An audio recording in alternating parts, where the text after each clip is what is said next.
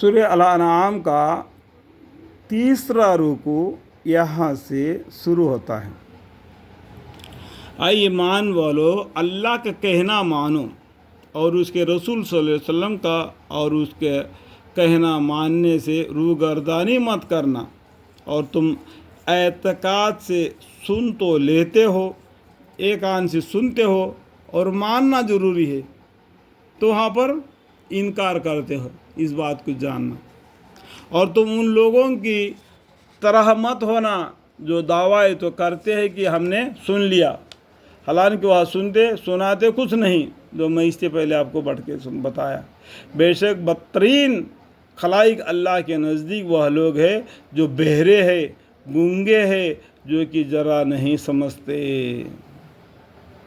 अल्लाह ताला ने कुरान में इंसान के सबसे पहला जो बहरे हैं, यानी कान से नहीं सुनते, गूंगे हैं, ये बोल नहीं सकते, यानी ये अंधे हैं, देख नहीं सकते। इस तरीके से ज़ुबान के बारे में, आँखों के बारे में, कान के बारे में अल्लाह ताला ने कुरान में फरमा दिया। खुदा अल्लाह के नज़दीक वह लोग हैं जो बहरे हैं, गूंगे हैं, जो कि ज़रा नहीं समझते। अल्लाह ताला कुरान में कान का जिक्र बहुत किया। सबसे पहला अल्लाह ने कान के बारे में बताया। बाकी मज़हब के लोग क्या बोलते हैं, आँख के बारे में बोलते हैं, नयनम प्रधानम ऐसा बोलते हैं। लेकिन जिसके आँख नहीं, वो भी क्या करता है, पढ़ता है, डिग्री तक पढ़ता है, टाइप भी करता है, बैंक में बुक को प्रिंट भी करता है, मैंने खुद देखा है। लेकिन वो जिसको आँख नहीं, वो सड़क भी पार करता है, क्योंकि उसके कान के आवाज़ से समझता है कि गाड़ी आ रही, गाड़ी नहीं आ रही। लेकिन जिसके कान ही नहीं, जिसके आँख है, लेकिन वो फिर भी बेकाम है। जिसके कान नहीं, आँख है, तो भी वो बेकार है। लेकिन जिसके आँख नहीं, कान है, तो कामयाबी है। इसलिए कुरान हक बात बोलता है, कान के बारे में बोलता है। नयनम प्रधानम नहीं, कान प्रधानम। और अगर अल्लाह ताला उनमें कोई खूबी देखते तो उनको सुनने की तौफीक देते, सुनने की। देखो कान के बारे में बताया। और अगर उनको आप सुना दे तो ज़रूर रूगर्दानी करेंगे, बेरुखी करते हुए। ईमान वालों, तो अल्लाह और रसूल सल्लल्लाहु अलैहि वसल्लम के कहने को बजा लाया करो, जबकि रसूल सल्लल्लाहु अलैहि वसल्लम तुमको तुम्हारे ज़िंदगी बख्शिश चीज़ की तरफ बुलाते हैं। अल्लाह के हुक्म से अल्लाह के सामने तुम्हारी गुनाह माफ़ फरमा दे, तुम्हारी बख्शिश हो जाए, ताकि तुमको जन्नत मिले। इस वास्ते तुमको अल्लाह की बख्शिश के तरफ बुलाते हैं। और जान रखो कि अल्लाह ताला आड़ बन जाया करता है आदमी के और उसके कुल्ब के दरमियान में।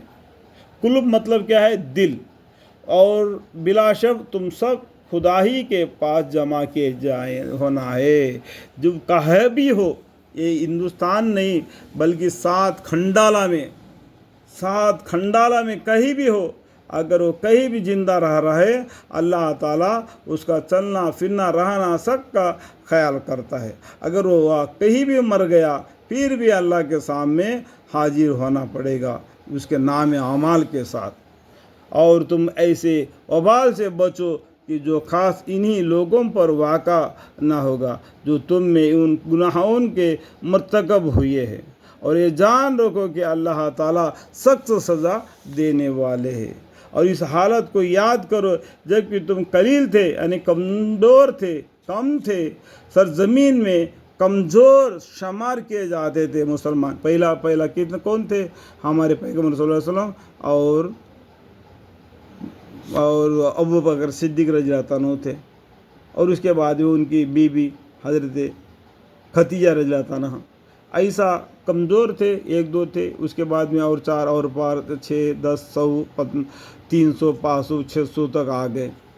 اس طریقے سے اسلام بڑھتے گیا۔ اس کا معنی یہ ہے جب 500 ہو گئے تو انہوں نے کیا کیا، اگر ہم 500 مسلمان ہو گئے تو ہم ڈر کے مارے اذان کو کیوں بلند نہیں کرنا، ہم بلند آواز سے اذان دے کے دین کے طرف دعوت دیں گے۔ اس کے بعد میں اذان دینے کا بارے میں شروع ہو گیا۔ اذان نے کس نے لکھا؟ اذان میں حضرت عمر رضی اللہ عنہ نے اذان کا اس طریقے سے ہم اذان دے کے لوگوں کو دین کے طرف بلا دے، جس میں اللہ کی بھی بڑائی ہے، پیغمبر صلی اللہ علیہ وسلم کے اوپر شہادت دینے کا ہے، لوگوں کو دین کے طرف دعوت دینا، اللہ کی مغفرت کی طرف بلانا، یہ سب شامل ہے۔ یہ عمر رضی اللہ عنہ نے یہ اذان کا تدبیر کی۔ جب یہ کم تھے، جب قلیل تھے، کمزور ہو گئے تو سرزمین میں اور تھوڑا زیادہ ہو گئے تو ہمارا اسلام پھیلنے لگا، تو اذان بھی کھلم کھلا ہونے لگا اور نماز بھی کھلم کھلا پڑھنے لگے۔ یہ بہت سی کتابوں کے وہاں معنی ہے، یہاں پر نہیں ہے، لیکن میں آپ کو سمجھنے کے لیے، سمجھانے کے لیے بتلا دیا اس لیے۔ اور اس حالت کو یاد کرو کہ جب کہ تم قلیل تھے، کم تھے، جب بڑے ہو گئے، زیادہ ہو گئے تو یہ کام کیے جو میں نے جو پہلا بیان کیا۔ سرزمین میں کمزور شمار کیے جاتے تھے، اس اندیشہ میں رہتے تھے کہ تم کو مخالف لوگ نوچ کسوٹ نہ لے، یعنی ہم کمزور ہیں، کافی لوگ زیادہ ہے، اگر ہم کھلم کھلا اذان دے کے اگر نماز پڑھیں گے تو وہ لوگ ہم کو تکلیفیں دیں گے، نوچ کسوٹ نہ لے، اس ڈر سے تھے۔ جب تم قلیل ہو گئے، زیادہ ہو گئے تو ہمت آ گئی، تو ایک آدمی 100 آدمی کے برابر ہو گئے، ایک صحابی 100 آدمی کے برابر تلوار لے کے کھڑا۔ اس سے اس کا ہمت دیکھو ہمارے مسلمانوں کا۔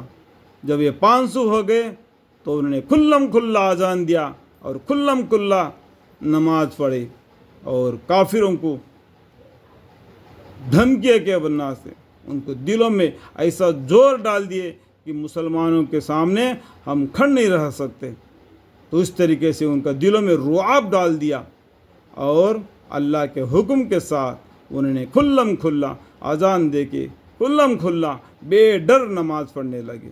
آج مسلمانوں کو اتنے مسجدیں بنائے ہیں، مؤذن اذان دے رہا ہے، شرم آ رہی کہ نماز کو جانے کے لیے۔ اگر تم نماز کو نہیں جا سکتا تو کم سے کم گھر میں کیوں نہ ہو، اللہ کا حکم ہے اس کو پورا کرنا ضروری ہے، لیکن نماز کو مسجد کو جا کے پڑھنے سے جماعت کا نماز میں ثواب زیادہ ہے۔ اقیموا الصلاۃ وآتوا الزکاۃ، نماز پڑھو، زکوٰۃ دو، ان الصلاۃ تنہی عن الفحشاء والمنکر، بے شک نماز بے حیائی اور برائی کے تمام باتوں سے تمہیں منع فرماتا ہے، تمہیں صاحبی انسان بننے پر مضبوط کر دیتا ہے۔ اس لیے قرآن میں سب سے پہلا تم نماز پڑھو، کس لیے؟ تم کی انسانیت میں آ جاؤ گے، اور تو آپ کی تم نفسی چیز اللہ تعالیٰ تم کو مخالف لوگ نوچ کسوٹ نہ لے، مطلب ایسا کھلم کھلا تم نماز پڑھو گے، اذان دو گے تو یہ مخالف لوگ نوچ کسوٹ نہ لے، اس ڈر سے تھے۔ جب تمہارا آبادی زیادہ ہو گیا تم اس طریقے سے کرو جس طریقے سے میں اس سے پہلے بیان کیا۔ ایسی حالت میں اللہ نے تم کو مدینہ میں رہنے کو جگہ دی، اور تم کو اپنی نصرت مدد سے قوت دی۔ نصرت کا معنی کیا ہے؟ مدد کرنا، ہمت افزائی کرنا، اور تم کو نفسی چیزیں کھانے کو عطا فرمائی تاکہ تم شکر کرو۔ الحمدللہ رب العالمین۔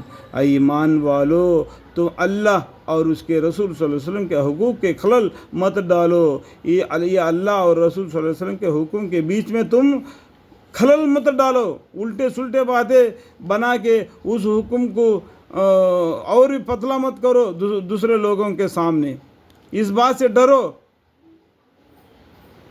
ڈرو تم اللہ اور رسول کے حقوق میں خلل ڈالنے سے، اور اپنی قابل حفاظت میں چیزوں میں خلل مت ڈالو، اور تم تو اس کے مضر ہونا جانتے ہو۔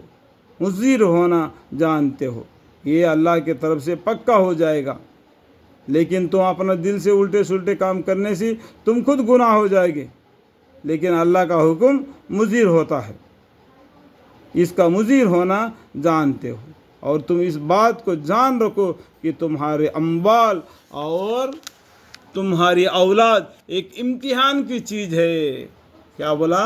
یہ تمہارے اموال اور تمہاری اولاد اور تمہارے بیوی بچے، تمہارے جائیداد، یہ گھر مکان، تمہارا بیپار، یہ سب تمہارے ایک امتحان کی چیز ہے۔ اس میں پڑھ کر تم اللہ کو یاد کرتا ہے یا نہیں؟ اگر تم اللہ کو یاد کرتا ہے تو اللہ کو یاد کیا ہوا چیز تمہارا نیکی تم کو کام آئے گا جس دن قیامت ہوگی۔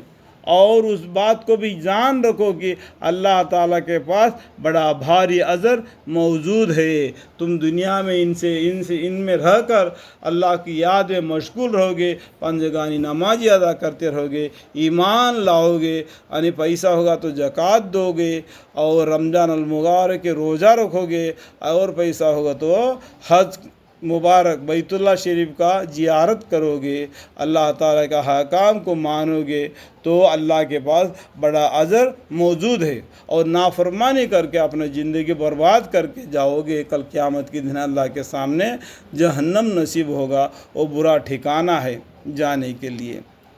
تو ہر مسلمانوں کو چاہیے کہ نیک کام کرے، اللہ کے اجر یعنی جنت کا راستہ ڈھونڈ لے۔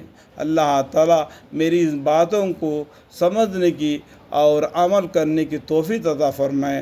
سب سے پہلا مجھے معاف فرمائے، اور مجھے اور میری بیوی، میرے بچے، میرے پورے خاندان وسیلہ تا قیامت نسل با نسل ان سب کو دین اسلام کی ہدایت دے، قرآن کی تعلیم دے، ہر دن گھر میں قرآن پڑھنے والے اور نماز کو ادا کرنے والے، اللہ کے حقوق کو، پیغمبر صلی اللہ علیہ وسلم کے حکم کو مان کر اپنی زندگی دین اسلام کے راہ پر گزارنے کی توفیق عطا فرمائے۔ وآخر دعوانا الحمدللہ رب العالمین، آمین ثم آمین، والحمدللہ رب العالمین۔